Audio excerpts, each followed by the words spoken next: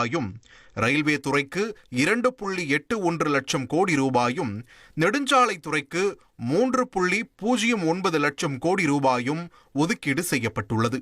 தொடர்ந்து உள்துறை அமைச்சகத்திற்கு 1.83 லட்சம் கோடி ரூபாயும், ஊரக வளர்ச்சித்துறைக்கு 1.94 லட்சம் கோடி ரூபாயும், உரத்துறைக்கு 1.70 லட்சம் கோடி ரூபாயும், வேளாண் துறைக்கு 1.40 லட்சம் கோடி ரூபாயும் ஒதுக்கீடு செய்யப்பட்டுள்ளது.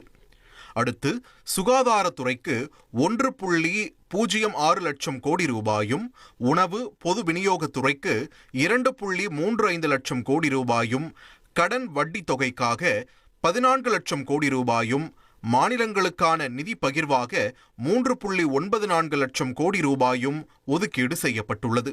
அடுத்ததாக பள்ளி கல்வித்துறைக்கு 83,562 கோடி ரூபாயும், உயர்கல்வித்துறைக்கு 55,727 கோடி ரூபாயும், வீட்டு வசதி துறைக்கு 85,522 கோடி ரூபாயும், குடிநீர் மற்றும் சுகாதாரத்துறைக்கு 74,894 கோடி ரூபாயும் ஒதுக்கீடு செய்யப்பட்டுள்ளது.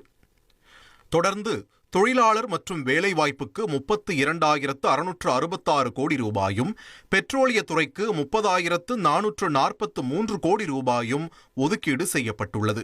மின்சக்தி துறைக்கு 29,996 கோடி ரூபாயும், அணுசக்தி துறைக்கு 24,123 கோடி ரூபாயும் ஒதுக்கீடு செய்யப்பட்டுள்ளது.